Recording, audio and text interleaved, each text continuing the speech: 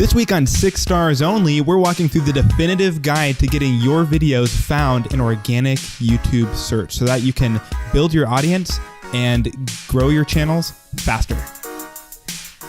The first thing to keep in mind, I think, is just know what wording and what phrasing people are using when they type into the YouTube search bar.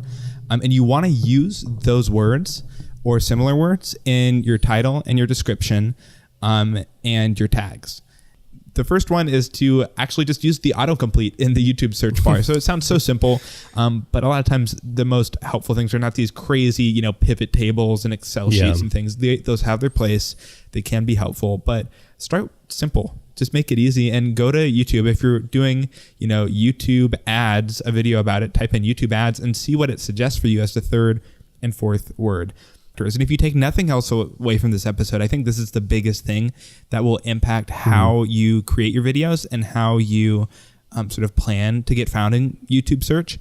And that's focusing above everything else on total watch time. And really, there's this kind of big finding from the SEO case study in Backlinko that Brian D did. And the big thing was that the longer, and this makes total sense, but the longer that you keep people on YouTube, the more they will reward you by showing your video in your channel. And that makes sense because if you think about it, YouTube makes money from people watching YouTube videos. And so if they're watching not as many minutes, not as long on YouTube as a whole, or they're checking out a video and then leaving instead of staying and watching more, they want to show those videos less, and they want to show longer videos or videos that lead to you being more engaged with YouTube overall more because they make more money and you get more views. Like most of my other videos, like I don't know what I'm doing with SEO, so I just put whatever's in the video, no matter if it's like how mundane or stupid, like Cheez-Its. Like there's not that many people searching for Cheez-Its on YouTube necessarily, but there was a video on bad ads where I put some of the products, like it was like tech stuff in, like the tags and in the title somewhat.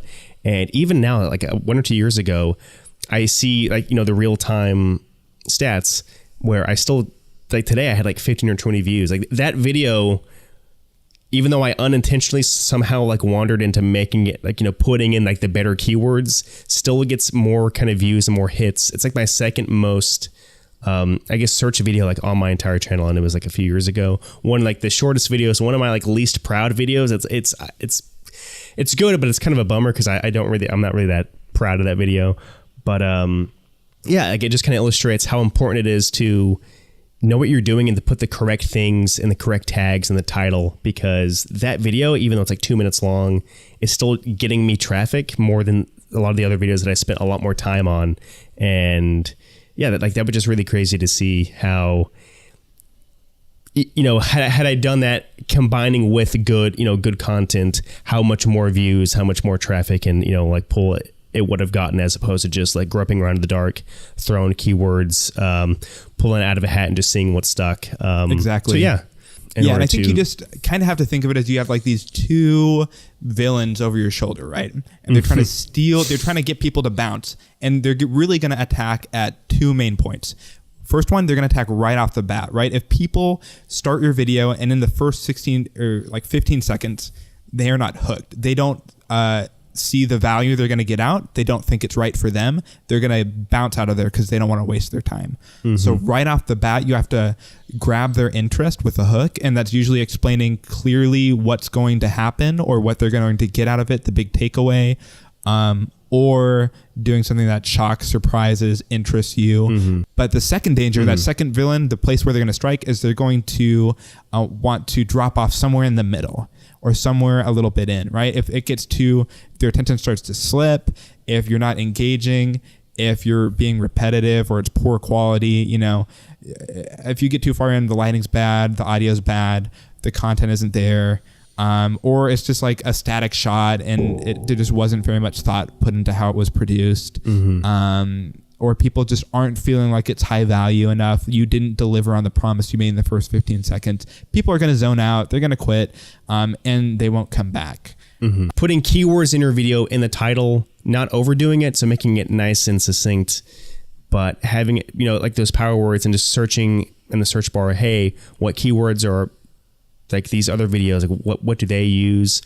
Just look at the most popular, go to the trending tab on YouTube and like just look at how those videos are titled, just apply that somewhat to your own videos to make it pop out. But like Matt said, yeah, there is a weird, and again, like with all things, it's kind of tough. It's hard to explain like when something's like blatantly clickbaity because it's off-putting immediately, but you need to have it to where it's not just boring. And please make a custom thumbnail. Don't use a screen grab from your video. This isn't 2006. People, you just need to have good custom thumbnails. Go on the homepage of YouTube where I'm at right now, and they're appealing visually. They usually have the person, like, the content or whatever.